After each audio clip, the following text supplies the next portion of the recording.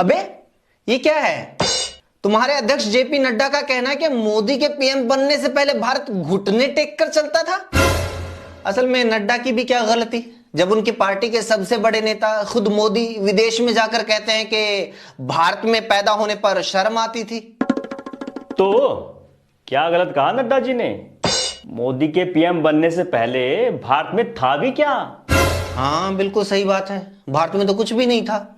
मोदी के पीएम बनने से पहले तो भारत में जीवन ही संभव नहीं था। हवा में ऑक्सीजन नहीं थी, समुद्र में पानी नहीं था, धरती पर हरियाली नहीं थी, आग में तपिश नहीं थी, पानी में ठंडक नहीं थी। हमारे यहाँ के तो पहिए भी गोल नहीं थे, लोग पत्थर से आग जलाते थे, आगे पीछे पत्ते बांध के घूमते थे। ना हमने मोबाइल देखा था, ना टीवी, ना इंटरनेट, ना हवाई जहाज, ना सैटेलाइट, ना देश में बिजली थी, ना वाटर सप्लाई, ना सड़क, ना फ्लाईओवर। बस देश में एक रेलवे स्टेशन था जहां मोदी जी चाय बेचते थे। अरे ताकत की बात करो ना। मोदी सरकार में सेना जितनी मजबूत हुई है, इससे पहले थी कभी? हाँ, जिस सेना ने दुनिया का नक्शा बदल दिया, नक्शे में एक नया देश बांग्लादेश जोड़ दिया, वो कहां मजबूत थी। असल में तो मोदी का प्रधानमंत्री बनने पहले तो भारत की सेना के पास हथियार ही नहीं थे। पाकिस्तान था 4-4 युद्ध तो भारत के सैनिकों ने बुड़किया के लड़कर जीते थे। जब भारत की सेना बांग्लादेश को न्याय दिलवाने के युद्ध में उतरी थी तो दुनिया के सबसे मजबूत अमेरिका जैसे देश भारत के खिलाफ थे, हमारे खिलाफ युद्ध लड़ने की तैयारी कर रहे थे।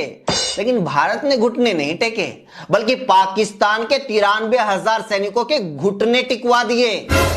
मोदी के पीएम बनने से पहले भी दुनिया की तीसरी सबसे बड़ी सेना भारत के पास थी। जब भारत ने पोखरण में 2-2 बार परमाणु परीक्षण किया, भारत परमाणु हथियार वाला देश बना तो सारी दुनिया हमारे खिलाफ थी, लेकिन भारत ने घुटने नहीं टेके।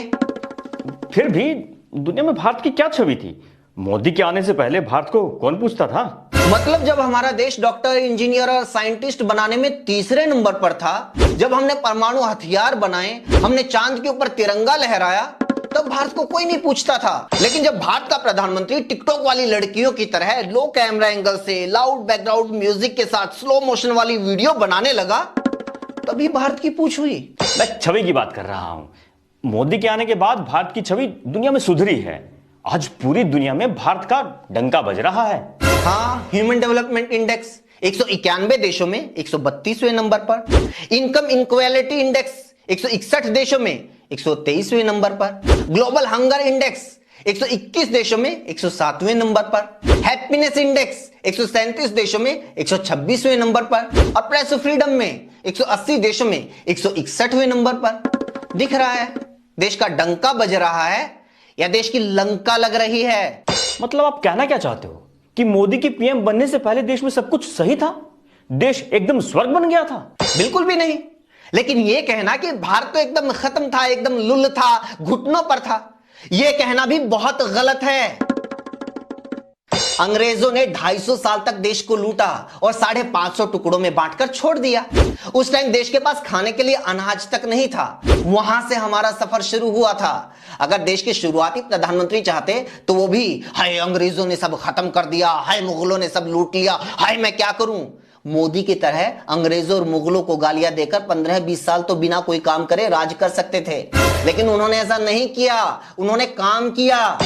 जब देश आजाद हुआ तो देश की राजधानी तक में बैलगाड़ियां चलती थी, लेकिन मोदी के आने से पहले वहां दुनिया की सबसे महंगी कारें, मेट्रो, रैपिड मेट्रो दौड़ रही थी। जब देश आजाद हुआ तो हमारे यहां सुई तक नहीं बनती थी, लेकिन मोदी के पीएम बनने से पहले हमारे यहां हवाई जहाज बन रहे थे। मोदी के पीएम बनने से पहले हमारा देश अपने सैटेलाइट छोड़ रहा था। 1947 में देश की जो कुल जीडीपी थी वो सिर्फ 2.7 लाख करोड़ थी, जो 2014-15 तक बढ़कर 125 लाख करोड़ हो चुकी थी। हमने मोदी को एक ऐसा भारत सौंपा था जिसने अमेरिका, जापान, रशिया और चाइना से मुकाबला करना था, लेकिन आज उस भारत को अफगानिस्तान, तालिबान, श्रीलंका और पाकिस्तान के हालात दिखाकर डराया जा रहा है।